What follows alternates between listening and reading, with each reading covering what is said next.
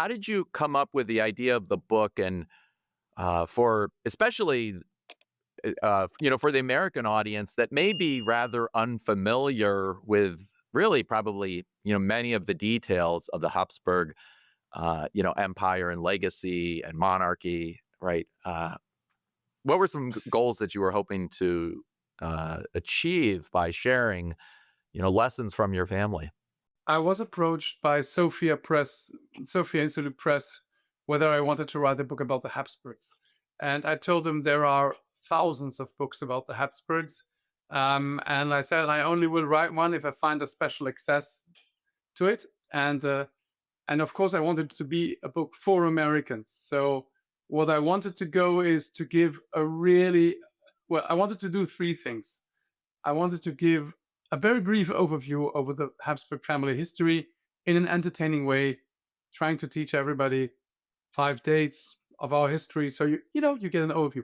The main reason for that are not the American readers. The main reason for that, I tell you a secret, is I've written this for the members of my family because some of the younger ones don't really read books. And I and as a Habsburg, you're not born with the knowledge about your family, so you have to somehow acquire that knowledge.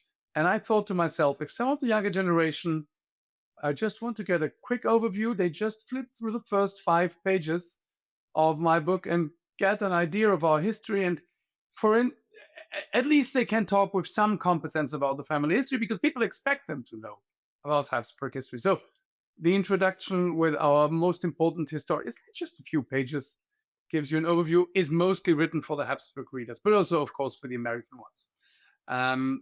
And then my second aim was to make you get to know the most famous members of our family through the centuries. There is a beautiful American book written about this called The Habsburgs by Dorothy Guise McGuigan. It's from the 1950s, and I basically soaked that up when I was a boy.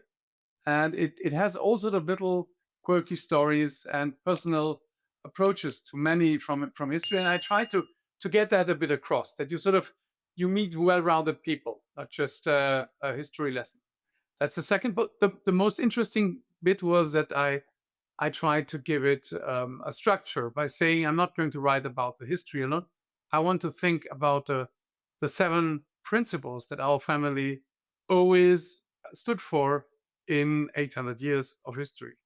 And while I was researching those principles, first by talking to elderly uncles, then by flipping through books, then by mostly reading the books of Otto Habsburg, the son of Blessed Emperor Karl, who was a great politician here in Europe and also came to the States, I began realizing that most of these 7 principles that I talk about have somehow been forgotten a bit in modern society.